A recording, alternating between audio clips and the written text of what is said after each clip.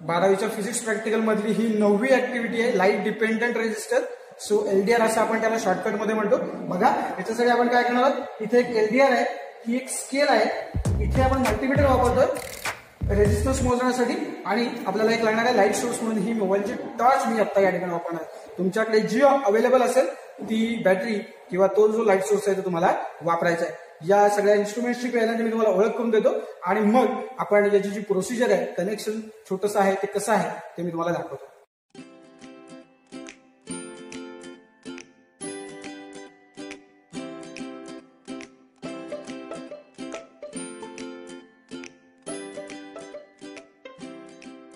आपल्या ॲक्टिव्हिटीसाठी लागणारी सगळ्यात महत्त्वाची गोष्ट म्हणजे एलडीआर.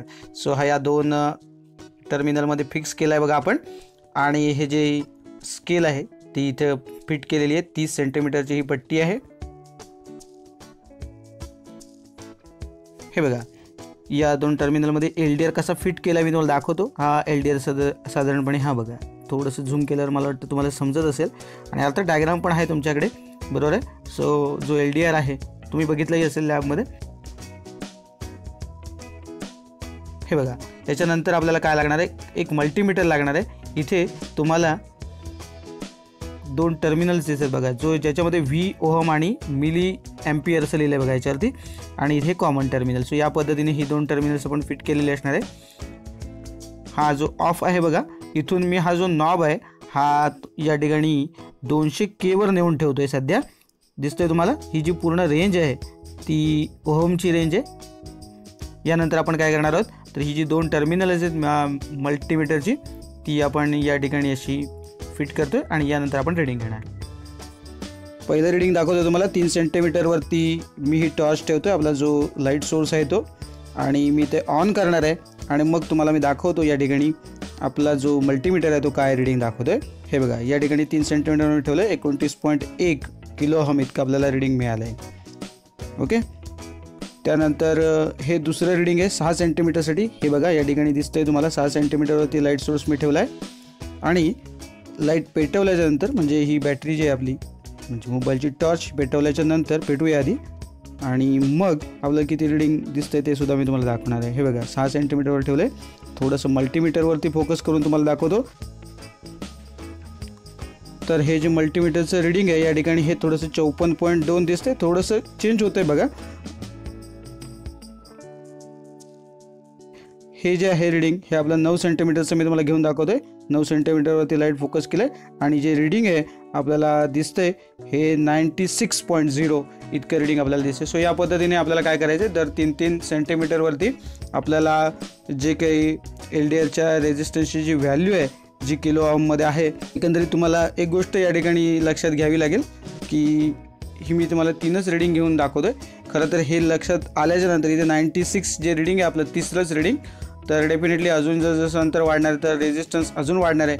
सो मी जो तुम्हाला सांगितलं आहे की 200K वरती हा नॉब ठेवा, तर आपल्याला तो थोडंसं आणखीन पुढच्या स्टेपला घ्यावा लागणार आहे. 2000 किलो ओहमच्या रेंजवरती आपल्याला घ्यावा लागणार आहे, कारण का जो आपला रेजिस्टन्स आहे एलडीआरचा तो 1000च्या पुढे जाण्याची शक्यता आहे. तर उरलेली जी रिडिंग्स आहेत ती आता मी तुम्हाला दाखवत बसत नाही, मी सरळ तुम्हाला याचं जे टेबल आहे ऑब्झर्वेशन टेबल ते तुम्हाला दाखवतो. हे बघा ऑब्झर्वेशन टेबल. हे लिहित असताना मी एक छोटासा बदल केला आहे. इथे डीचा जो कॉलम आहे तो मी आधी घेतला आहे आणि रेजिस्टन्स R किलो ओहमचा जो कॉलम आहे आपल्या प्रॅक्टिकलच्या नोटबुकमधला तो मी फक्त एक्सचेंज केला आहे. डी मी आधी लिहिला आणि रेजिस्टन्स नंतर लिहिला आहे. त्याचं कारण असं की डिस्टन्स आपण जसं बदलतोय त्याच्यानुसार त्याचा करस्पॉन्डिंग रेजिस्टन्स जो आहे तो आपण मेजर करणार आहोत.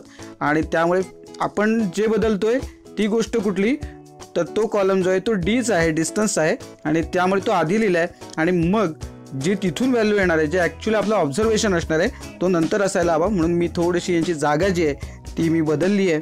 आणि त्यानंतर मात्र मग डी स्क्वेअर आणि 1/d² अशा पद्धतीने लिहिले. आता त्यांनी कदाचित अशा अर्थाने केलं असेल की नंतर पहिल्यांदा R लिहिला की नंतर मग d² आणि मग 1/d² हे करणं इझी जावं यासाठी.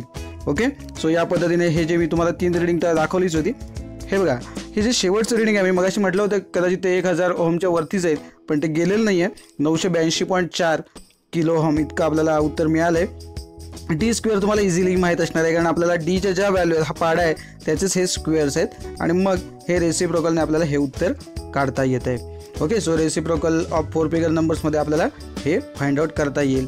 अर्थात या ठिकाणी एक गोष्ट लक्षात घ्या, मगाशी मी म्हटलं तसं की इट डिपेंड्स की तुमचा जो लाईट सोर्स आहे तो किती इंटेन्सिटीचा आहे त्याच्यावरती या सगळ्या गोष्टी ज्या आहेत त्या अवलंबून आहेत. त्यामुळे रेझिस्टन्सच्या व्हॅल्यू ज्या आहेत याच राहणार असं काही नाही आहे, कारण लाईट किती पडतोय त्याच्यावरती या गोष्टी अवलंबून राहतील. पण एक गोष्ट मात्र इथे क्लिअर झाली आहे बघा, की जसं तुम्ही डिस्टन्स वाढवत जात आहे तसं रेझिस्टन्स सुद्धा वाढतोय. ॲक्च्युली काय होतं, लाईटची जी इंटेन्सिटी आहे ती काय होते हळूहळू कमी कमी होत जाते आणि मग आपल्याला दिसतं की रेझिस्टन्स जो आहे LDRचा तो वाढत जातो. सो इंटेन्सिटी कमी आणि रेझिस्टन्स वाढत जातो. आणि थोडक्यात एक गोष्ट क्लिअर कट इथून आपल्याला काय दिसते की as the distance between the LDR and source of light increases the resistance also increases. Resistance म्हणजे resistance of LDR also increases. असं मी तुम्हाला का सांगतोय, तर हेच आपल्याला नंतर आपल्या प्रॅक्टिकलमध्ये लिहायचं आहे. खरं तर याच्यावरनं जो ग्राफ काढायचा आहे तो तुम्हाला मी आत्ता काही दाखवत नाही आहे, कारण हा जो ग्राफ काढायचा जो विषय आहे हा तुम्हाला एकदम सिम्पल आहे. ग्राफ तुम्ही काढून बघा. जर तुम्हाला हा जमत नसेल की ॲक्च्युली काय करायला हवं तर नक्की मला कमेंटमध्ये सांगा. तर त्यानंतर आपण एक छोटासा ग्राफचा पार्ट अगदी 1 मिनिटामध्ये तो जो ग्राफ आहे तो मी तुम्हाला प्लॉट करून दाखवेन जर गरज असेल तरच.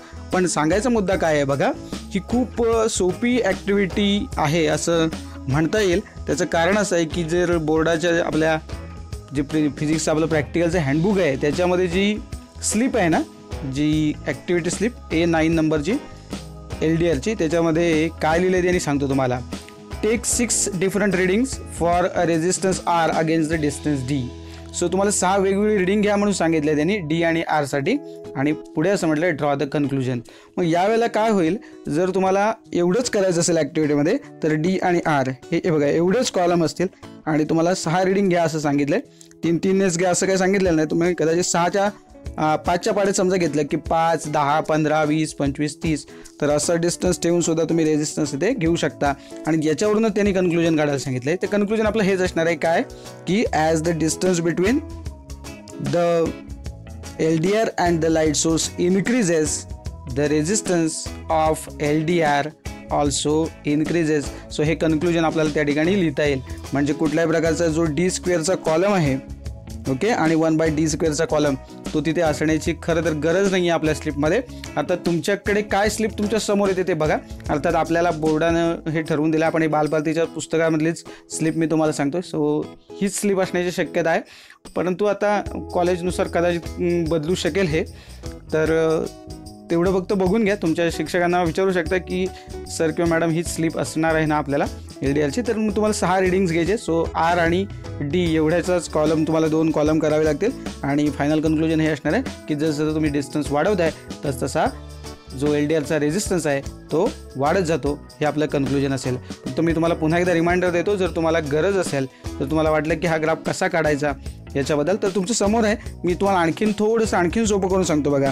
ज्यावेळी तुम्ही प्लॉट कराल या D स्क्वेअरचा मला वाटतं काही 1/D स्क्वेअर जो आहे इथेच थोडासा प्रॉब्लेम आहे आपल्याला, कारण जो R आहे तो एकदम सिम्पली तुम्ही असं 100, 50, 100, 200 असं जे काय असेल किंवा 100, 200, 300 या पटीने तुम्ही करू शकता.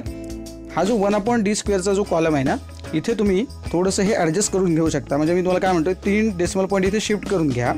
म्हणजे हे तुम्हाला 0.001 कसे मोजायचे हा प्रॉब्लेम होत असेल तर काय करा, हा 3 पॉईंट प्रत्येक जो हा आहे ना डेसिमल पॉईंट 3ने शिफ्ट करा आणि इंटू 10⁻³ मल्टिप्लाय करून घ्या. म्हणजे हा किती होईल 111.1 इंटू 10⁻³ हा 3 डेसिमल पॉईंट इथे गेला तर 27.78 इंटू 10⁻³.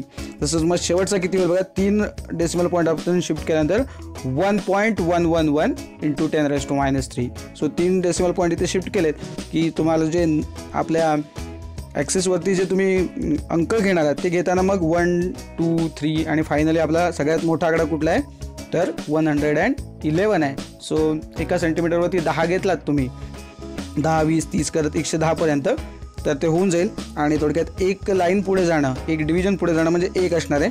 त्यामुळे इथले सगळे 1.1 आहे, इथे 1.3 आहे, इथे 1.7 आहे, ते सर्वसाधारणपणे पहिल्या आणि दुसऱ्या लाईनच्या मध्ये कुठेतरी ठेवाल. हा पण तसंच दुसऱ्या लाईनवर येणार, हा तिसऱ्या लाईनवर, हा चौथ्या, हा 6व्या लाईनवर, हा थोडक्यात लक्षात आलं असेल 12.35 येणार आहे, हा म्हणजे बरोबर 1.2 असणार आहे तो. अशा पद्धतीने तुम्ही जसं स्केल सिलेक्ट कराल तसं आहे अर्थात, पण मी तुम्हाला सांगताना असं म्हणतो की 1 सेंटीमीटरवर 10 घ्या या पद्धतीने, कारण आपल्याला किती घ्यायचं आहे तर 110 पर्यंत किमान घ्यावं लागणार आहे, कारण 111.1 हे आपलं आहे. फक्त जेव्हा तुम्ही मार्क कराल तेव्हा एक्स ॲक्सिसवर × 10⁻³ प्रत्येक ठिकाणी लिहायला विसरू नका. ओके, काल मी तुम्हाला एक जो ग्राफ दाखवला त्याच्यामध्ये बघा एक त्या लाईनवर सगळ्यात शेवटी लिहून ठेवलं होतं × 10⁻³. ओके, सो या पद्धतीने जरी तुम्ही हे केलं तरी हे शक्य आहे. सो ग्राफ तुम्ही ट्राय करा, जर नसेल जमत तर फक्त मला मेन्शन करून ठेवा कमेंट बॉक्समध्ये, की मग आपण काय करू नेक्स्ट डेला तो जो ग्राफ आहे तो कसा प्लॉट करायचा, तो अगदी 1 मिनिटाच्या आपल्या त्या छोट्याशा व्हिडिओमध्ये मी तुम्हाला हा ग्राफ जो आहे तो सुद्धा काढून दाखवेन.